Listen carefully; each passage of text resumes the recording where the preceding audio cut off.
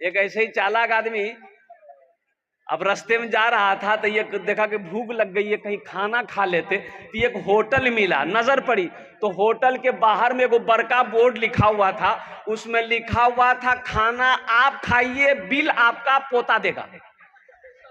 ये आदमी रुका, बोले रे भाभी कौन होटल जे हो, खाना आप खाइए बिल कौन देगा। ये आदमी गया अंदर में, तो वेटर को बुलाया कि भाई इधर आओ, ये जो लिखे हो ये क्या है, इसका मतलब क्या है। तो वेटर बोला कि मतलब यही है कि खाना आप खाइए, पैसा हम आपका पोता से लेंगे। बोला ये बात सही है। बोला हाँ हो लिख लो ना छे, बात सही है ना छे, तभी ना बोर्ड लगे लज गया। तो बोले ए बाबू हम तो अभी बिहो नहीं किए। बोला कोई चिंता नहीं है, आप खाना खाइए, शादी कीजिएगा, बेटा होगा, फिर बेटा बड़ा होगा, बेटा का शादी करवाइएगा, जब पोता आपका आएगा पैसा ले लेंगे। बोला बाबू तो भूखो लगलो जे, बस बेहतरीन खाना खिला हमरा दिलक। वेटर खाना लगाया, पेट भर के खाना खाया, पानी पिया, वेटर आया, बिल ला के आगे रख दिया। बोला अरे बिल 10,000 बिल, तुम तो कहा था कि पोता देगा। बोला हाँ आप चिंता मत कीजिए, ये बिल आपका नहीं है, आपका बिल तो आपका पोता से हम लेंगे, ये बिल आपका दादा का है।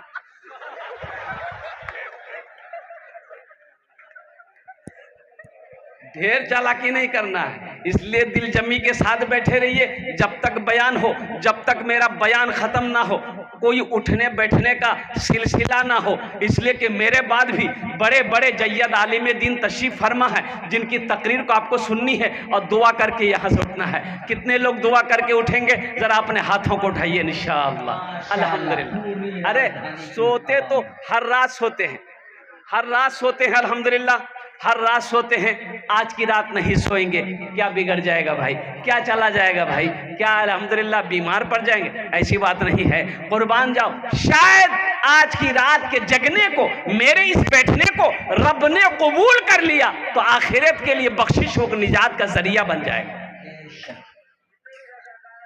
अल्हम्दुलिल्लाह सुम्मा अल्हम्दुलिल्लाह। और बहुत अच्छा मौका है मेरे भाई, बड़े बड़े अल्लाह वाले यहाँ पर तशरीफ फरमा है, जिनकी दुआएं होंगी उनकी दुआओं पर आप आमीन कहेंगे। अल्हम्दुलिल्लाह सुम्मा अल्हम्दुलिल्लाह। यहाँ पर इस मजमे के अंदर में अल्हम्दुलिल्लाह दुआएं कबूल होगी, इसलिए दुआ करके जाना है। कुछ पैगाम है मुझे आप तक पहुँचाना है इंशाअल्लाह।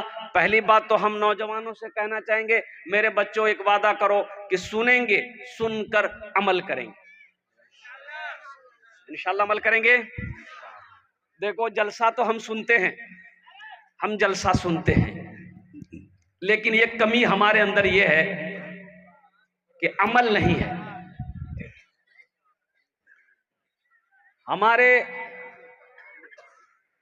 हमारा नौजवान अगर अमल वाला बन जाए, हमारा नौजवान अगर सुधर जाए तो सारी कौम सुधर जाए। मोहल्ले का नौजवान सुधर जाए, पूरा मोहल्ला सुधर जाएगा। इसलिए मेरे नौजवानों, मेरे बच्चों, सुधरो। कब सुधरोगे, कब सुधरोगे? मरने के बाद। मरने के बाद सुधरने की जरूरत नहीं है, वहां फरिश्ता सुधार देगा। क्या बात सही की गलत है? मरने के बाद फरिश्ता सुधार देगा। इसलिए ये दुनिया दारुल अमल है। आखिरत की तैयारी करो, कब्र की तैयारी करो, हशर के मैदान की तैयारी करो। ये देख रहे हो ये कैसा जमाना आ गया। ये देखो मोबाइल, ये 4G है, इसमें से एक को 4G नहीं, सब 5G मोबाइल है। अच्छा ये एक जमाना हम लोगों का था, हम लोगों के जमाना में ये सब कहाँ था? एक जमाना हम लोगों का था, ना 3G, ना 4G, ना 5G। उस वक्त थे कौन? उस्ताद जी, अब्बा जी, मुंशी जी, ये के थप्पड़ में नेटवर्क आ जाता था।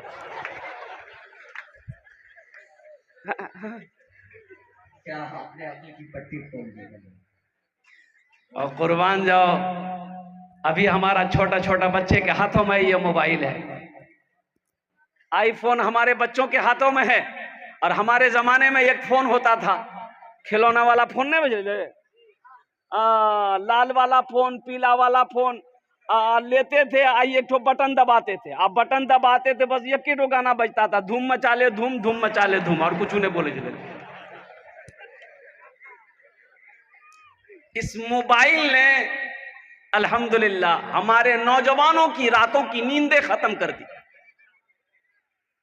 अफसोस का मकाम है 3 बजे तक 2 बजे रात तक हमारा ये बच्चा नौजवान बिस्तरों पे करवटें बदलता रहता है, नींद इसकी आंखों में नहीं है। इसकी वजह यही है कि मोबाइल उसे सोने नहीं दे रहा है। ये फजर की नमाज पढ़ेगा कहां से? और हमारी मस्जिदों का हाल ये है, अल्लाह अकबर कबीरा, जोहर में 10 नमाजी, असर में 12 नमाजी, मगरिब में 15 नमाजी, ऐशा में 8 नमाजी, फजर में ये को नहीं। तो इमाम साहब गेले कहाँ हो? बोले सब पलंग तोड़ रहा है। वो कौम तरक्की करेगी? अरे बोलो वो कौम तरक्की करेगी? क्या अल्लाह सोने के लिए पैदा किया दुनिया में? अल्लाह ने पैदा क्यों किया? कभी आपने इसका रिसर्च किया? आपने कभी सोचा कि कुर्बान जाओ ये माइक बनाने वाले ने माइक क्यों बनाया है? कभी आपने गौर किया ये कपड़ा बनाने वाले ने कपड़ा क्यों बनाया है? कभी आपने गौर किया? और कुर्बान जाओ दुनिया में कोई भी कंपनी कोई काम जब करती है तो कुछ सोच समझ कर करती है। आप जलसे में क्यों आए? आपका भी मकसद है। ये माइक क्यों लगाया गया? इसका भी मकसद है। और कुर्बान जाओ कि इससे आवाज अच्छी निकलेगी, दूर तक आवाजें जाएगी, लोग इसे सुनेंगे। कुर्बान जाओ आप क्यों आए? हम के उलमा के बयान को सुनेंगे, शोरा के नातो मनकबत को सुनेंगे, हमें सवाब होगा। दुनिया में बगैर मकसद का कोई इंसान कोई काम नहीं करता है। करता है? अरे बोलो करता है? तो वो अल्लाह जो हमें पैदा किया का बगैर मकसद पैदा कर दिया। बोले जो अखो चादर ओढ़ी सुतो, बगैर मकसद का पैदा किया। तो कुरान उठाओ, अल्लाह के लारेब किताब को उठाओ। ए अल्लाह के लारेब किताब, तू बता दे अल्लाह ने दुनिया में हमें क्यों पैदा किया है? तो अल्लाह का कुरान जवाब देगा, वमा खलक़तुल जिन्ना वल इंसा इल्ला लियअबुदून। मेरा अल्लाह कहता है कि हम तुम्हें बेकार पैदा नहीं किए, सिर्फ खाने के लिए पैदा नहीं किए हैं, सोने के लिए पैदा नहीं किए हैं। मैंने तुम्हें क्यों पैदा किया? मैंने जिन्नात और इंसान को सिर्फ और सिर्फ अपनी इबादत के लिए पैदा किया। और कुर्बान जी मेरे रब की शान, पूरी दुनिया के अंदर में 7 अरब लोग रहते हैं, कमोबेश। कितने अरब? 7 अरे बोलो भाई, पूरी दुनिया में इंसानों की तादाद कितनी है? 7 अरब। 7 अरब लोगों के अंगूठे कितने हुए? 14 अरब। 7 अरब लोग हैं। 7 अरब लोगों के भैया हाथों में कई अंगूठे होते हैं? दायां बायां 2 अंगूठे, तो 14 अरब अंगूठे हैं। लेकिन कुर्बान जाओ ये 14 अरब अंगूठे सबसे जुदा हैं, सबसे अलग है। किसी का फिंगर किसी से नहीं मिलता है। ये किसने बनाया? यही तो मेरे रब की शान है। ये मेरे अल्लाह की शान है। इसलिए अल्लाह को पहचानो मेरे बच्चों, अल्लाह की जात को पहचानो, अल्लाह से लौ लगाओ, अल्लाह से मोहब्बत करो। इसलिए कि मौत एक दिन आनी है, ये दुनिया छोड़कर जाना। आपने क्या समझा? क्यों मर जाएंगे, मेरा बेटा कुरान पढ़ पढ़ कर दुआ करेगा? भूल जाइए, बेटा पढ़ेगा कुरान। या दुनिया में जिंदों को जिंदा याद नहीं रखता है, मरने के बाद आपको याद रखेगा। जिंदे में लोग हालात नहीं पूछते, रिश्तेदारों को रिश्तेदार भूला बैठा है, भाई भाई को भूल के बैठा हुआ है। कुर्बान जाओ, मरने के बाद आप क्या समझ रहे हो कि लोग मेरे नाम पर कुरान पढ़कर दुआ करेंगे? कभी नहीं। जो करना अपने करो। बाप का इंतकाल हो गया, बाप का इंतकाल हो गया, तजीज़ो तकफीन करके आए। बड़े भाई ने छोटे भाई से कहा कि रे बुधवा, अब इधर नाम है बुधवा क्या? जब ये तो तुम हंस लो। यही तो मैं कहना चाहता हूं ना कि अपने बच्चे को तालीम दो। मौलाना निसार साहब दामद बरकातहू के मदरसे में दाखिला दो बच्चे को, ताकि बच्चे के अंदर में इल्म आ जाए, बच्चा तालीम याफ्ता हो जाए, बच्चा कुरान पढ़ ले। और कुर्बान जाओ, ये बच्चे को कुरान पढ़ा दोगे, अल्लाह कयामत के दिन तेरे सर पे नूर का ताज सजा देगा। नूर की ताज सजाएगा अल्लाह तेरे सर पर। कुर्बान जाओ। मैं उस मौजू पर आना चाहता हूं। तो मैं कह रहा था कि बाप, अब वो बुधवा नाम है कि नहीं है? बुधवा नाम है। अच्छा, किसी का नाम अगर होगा तो देखिए तकलीफ मत मानिएगा। यहाँ तो होता यह है कि मौलाना निसार साहब, मुफ्ती शमशीर साहब दामद बरकातहुम, हमारे जितने भी अकाबिरीन उलमाए किराम बैठे हैं, बच्चा घर में पैदा हुआ तो मौलवी साहब से की पूछवो हो, अरे दादो छे ने दादो नाम रखते, ए दादो लड़का भेलो जे नाम रखी था। बोला अच्छा ठीक छे, नाम रखी दो। मैं आज कौन दिन छे? बोले जुमा। बोले कर नाम रखी दे जुम्मन मियाँ। शनिचर शनिचरा, इतवार इतवारी, सोमवार सोमवारी, अब मंगल को बच्चा पैदा हो गया, बोले एक नाम रखी दे मंगरू बजेती डमरू। अब बुध को बच्चा पैदा हो गया, बोले फाइनल नाम, बोले एक नाम रखी दे बुधवा। अब देखिएगा जिसका नाम बुधवा होगा उसको बुलाइएगा, इधर जाएगा उधर। अल्लाह के रसूल की हदीस आपने नहीं पढ़ी? अल्लाह के नबी ने इरशाद फरमाया अपने बच्चों के अच्छे नाम रखो, नाम का जात पर असर होता है। ये कहां, ये कौन बताएगा? बच्चे का अच्छा नाम रखो, नाम का जात पर असर होता है, ये कौन बताएगा? ये चटाई पर बैठकर मदरसा दारुल उलूम सिद्दीकिया नूर नगर राजधानी में चटाई पर बैठकर मौलाना निसार साहब ही बता सकते हैं, ये कॉलेज या यूनिवर्सिटी में पढ़ाने वाले नहीं बता पाएंगे। उसे क्या मालूम? उसे तो खुद पता नहीं है, उसे खुद पता नहीं माँ का मकाम क्या है, उसे खुद पता नहीं बाप का मकाम क्या है, वो तुम्हें क्या बताएगा? ये बताएगा वो जिसने कुरान पढ़ा है, जिसने हदीस पढ़ी है, वो बताएगा माँ बाप का मकाम क्या है, माँ का मकाम क्या है, खाला का मकाम क्या है, रिश्तेदारों का मकाम क्या है। आप लोगों को पता है, एक साहबी आया कि या रसूल अल्लाह मैं जिहाद में जाना चाहता हूं, तो अल्लाह के नबी ने इरशाद फरमाया तुम्हारी माँ है? कहा कि या रसूल अल्लाह माँ इंतकाल कर गई। तेरा बाप है? या रसूल अल्लाह बाप इंतकाल कर गया।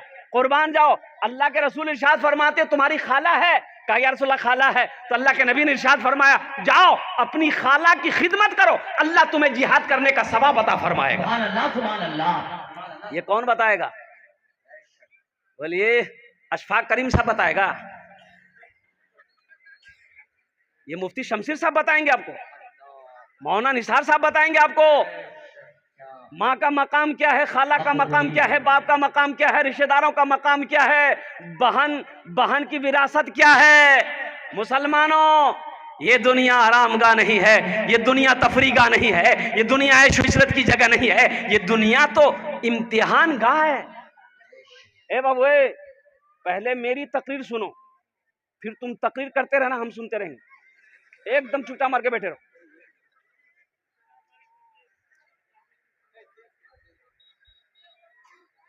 बाप के माल में बहन का हिस्सा है कि नहीं है? अरे बोलो भाई, है कि नहीं है? कितने लोग इस मजमे के अंदर में है जो अपनी बहन का हिस्सा दिए हैं, और कितने लोग इस मजमे में होंगे जो डकार करके बैठा है। बहन का हिस्सा खत्म, चाहे वो औलाद नहीं है। अल्लाह के क्या जवाब दोगे हशर के मैदान में? अल्लाह जब पूछेगा, अल्लाह को आप क्या जवाब दोगे? जलसा इस्लाह मुआशरा आप आए हो, ए नौजवानों, किसी के हक को ना मारो, किसी के हक को ना दबाओ, अल्लाह की बारगाह में इसका आपको जवाब देना होगा, जवाब देना पड़ेगा। एक भाई ने 4 बीघा जमीन बेईमानी कर ली। छोटा भाई कमजोर था, तो छोटा बोले नहीं भैया जमीन तो छोड़ी न दो। बोले चुप, ये लाठी देखे जे मारबो। अब कमजोर आदमी तो चुप ही नहीं कह रहा। पूरे मोहल्ले में बेचारा घर घर जाके बोला यो मेरा भैया को समझाइए ना, वो 4 बीघा जमीन देखिए मेरा दबा लिया है, दे नहीं रहा, कुछ बोलते हैं ना मारता है। तो लोगों ने कहा कि तू पंचायती बैठा, मुखिया को बोला, सरपंच को बोला, प्रमुख के बोला, पूरे मोहल्ले वाले को बैठाओ, पंचायती करो, वो जमीन कहां देगा, एकदम देगा। मुखिया को बोला, प्रमुख को बोला, सरपंच को बोला, पार्षद को बोला, मेंबर को बोला, पूरा गांव वाला जमा हुआ। उसके बड़े भाई को बुलाया गया। मुखिया जी बोला अरे भाई ये तुम्हारा छोटा भाई है, इसकी जमीन दे दो। सरपंच साहब बोला, मुखिया साहब बोला, प्रमुख साहब बोला, पूरा मोहल्ला वाला बोला कि नहीं बात सही है, ये गलत है, छोटे भाई का जमीन नहीं दबाना चाहिए, तुम बड़े भाई हो, जमीन इसको तुम वापस कर दो। तो वो सबकी बात सुना खड़ा हुआ, बोला मुखिया जी हम आपकी भी बात मानते हैं, सरपंच साहब आपकी भी बात मानते हैं, पूरे मोहल्ले वाले आपकी भी बात मानते हैं, लेकिन हम जमीन नहीं देंगे। मान लो कहां? तो लोगों ने छोटे भाई को समझाया कि बाबू सब्र कर लो, नहीं देगा। ये बेईमान नंबर 1 है, जमीन नहीं देगा। छोटे भाई ने सब्र कर लिया कि इसका इंसाफ अल्लाह करेगा। कुछ दिन के बाद, कुछ महीनों के बाद हज का महीना आ गया। बड़े भाई ने सोचा थोड़ा हज कर लेते। ओहो, हज की पूरी मुकम्मल तैयारी हो गई और कुर्बान जाओ जिस दिन हज में निकलना था, सोचा कि थोड़ा सा हजरत से मुलाकात कर लें, मौलाना निसार साहब की दुआएं ले लेंगे, अल्लाह वाले हैं, इनकी दुआएं लग जाएगी, हम मक्का मदीना पहुंच जाएंगे, सफ़र आसान हो जाएगा। अब मदरसा दारुल उलूम, मौलाना निसार साहब के पास वो आदमी पहुंचा, सलाम किया, बैठा। तो मौलाना निसार साहब सारा वाक़े से वाकिफ़ थे, सारे वाक़े से वाकिफ़ थे मौलाना निसार साहब। ये जो मेरे सामने में बैठा है बेईमान नंबर 1 है। अगर इम्तिहान बेईमानों का लिया जाए तो ये फर्स्ट डिवीजन में पास करेगा। तो मौलाना निसार साहब ने कहा कि कैसे बाबू, कैसे आना हुआ? बोले हे मौली साहब, तोरा मालूम नहीं छो? बोले नहीं। बोले मैं हाँ जाओ, में जाइए हो। बोला अच्छा, हज में जा रहा तो पिछले का मामला फीट फाट है। बोला कि हजरत पीछे कौन मामला है, हम तो साफ सुथरा आदमी हैं। तो मौलाना निसार साहब को मालूम था कि अपने छोटे भाई का 4 बीघा जमीन बेईमानी किया है। तो हजरत ने कहा कि अपने भाई के जो 4 बीघा जमीन बेईमानी किए हो उसका। बोला अल्लाह हजरत, उसी को माफ कराने तो हम जा रहे हैं। माफ होगा? अरे बोलो भाई, माफ होगा? और कुर्बान जाओ। हजरत ने जवाब दिया कि नादान, अरे तू नादा क्या कहते नाकल है। एक हज नहीं तू 50 हज भी कर लेगा, अल्लाह तेरे हज को उस वक्त तक कबूल नहीं करेगा जब तक बेईमानी की हुई जमीन अपने छोटे भाई की वापस नहीं कर देगा। इसलिए मुसलमानों, नौजवानों, ये दुनिया तफरी का नहीं है, ये दुनिया आराम का नहीं है, ये दुनिया ऐश व इशरत की जगह नहीं है, ये दुनिया इम्तिहान गाह है। यहां इम्तिहान दोगे, इसका रिजल्ट आखिरत में मेरा अल्लाह इनाम अता फरमाएगा, इसका रिजल्ट सुनाया जाएगा, इसका इनाम होगा जन्नतुल फिरदौस। इंशाअल्लाह जन्नत में जाएंगे, हाथ उठाओ इंशाअल्लाह। कहना जन्नत इतना सस्तो है?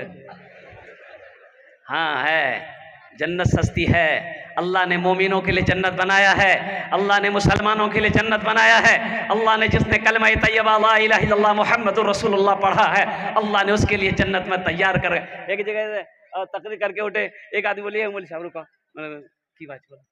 बोले मौलवी साहब जन्नत में बीड़ी मिलते है? बीड़ी? उन्होंने कहा कि तौबा तौबा। क्या है भाई? बोले कि हजरत क्या करें, आदत बहुत खराब है हमारा, हमरो नहीं पिए छे, हमरा अच्छा नहीं लगे। तो हमने कहा कि जन्नत में तो बीड़ी पी हो तो जलाने के लिए जहन्नम जाना होगा। बोला बाप, जन्नत में हर चीज मिलेगी, ऐशो इशरत की जिंदगी गुजारनी है तो जन्नत में गुजारना। अल्लाह ताला ने हर नेमत अपने बंदों के लिए जन्नत में तैयार कर रखी है, बस सिर्फ और सिर्फ यहां तैयारी करनी है। यहां तैयारी यहां करनी है, तैयारी यहां करनी है, और फिर ऐश ही ऐश है, मजे ही मजे हैं। कुर्बान जाओ, जन्नत में मौत नहीं है, जन्नत में नींद। अच्छा वहां सोना भी नहीं है जन्नत में? अरे बोलो भाई, सोना कब्र में? सोना तो कब्र में। तो कब्र में कौन सोएगा? जो यहां जगेगा वो कब्र में सोएगा, जो कब्र में सोने की यहां तैयारी करेगा वही कब्र में सोएगा। और जो यहां सो के अपनी उम्र गुजार दी, कुर्बान जाओ, तो कब्र में फिर ठोकैया हो।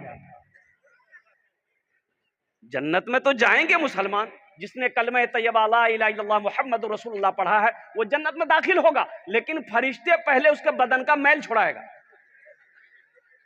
उसके बाद फिर अल्लाह जहन्नम से निकालेगा, दोज़ख से निकालेगा, उसके बाद फिर जन्नत में डालेगा। इसलिए नौजवानों, मुसलमानों, हम कहते हैं आखिरत की तैयारी करो, कब्र की तैयारी करो, हशर के मैदान की तैयारी करो। ये बच्चों मदरसा है, मस्जिद अल्लाह का घर है, मदरसा रसूलुल्लाह का घर है। मदरसा किसका घर है?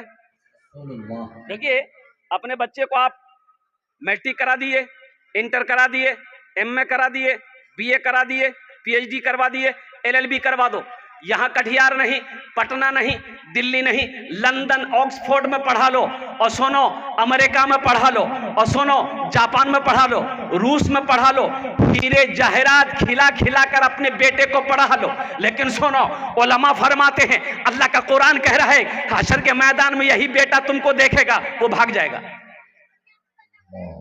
बेटा देखेगा, अरे बोलो ना भाई, भाग जाएगा। बाप को देखेगा, बेटा भाग जाएगा हशर के मैदान में। ये अल्लाह का कुरान कह रहा है। बाप को बेटा देखेगा, भाग जाएगा। आपने उसे लंदन में पढ़ाया है, अमेरिका में पढ़ाया है, हीरे मोती उसे खिलाया है, लेकिन वो बेटा हशर के मैदान में देखकर भाग जाएगा। लेकिन कुर्बान जाओ, मुझे कह लेने दो, मौलाना निसार की साहब के मदरसे में अगर आपने अपने बेटे को कुरान पढ़ा दिया है, हाफिज कुरान बना दिया है, तो इंशाअल्लाह कसम खुदा की हशर के मैदान में कुरान पढ़ने वाला बेटा भागेगा नहीं, बल्कि हशर के मैदान में आपको ढूंढ कर निकालेगा, अल्लाह के सामने खड़ा होगा। अल्लाह आपके बाप के सर पे नूरानी ताज सजाएगा। नारे तकबीर, अज़मते उलमा जिंदाबाद, अज़मते कुरान जिंदाबाद। हजरत मुआज़ बिन जबल रज़ी अल्लाह तआला अन्हु, ये बच्चे को कुरान पढ़ाया ना, हशर के मैदान धुए मेरे बाबा का, मेरा अब्बा का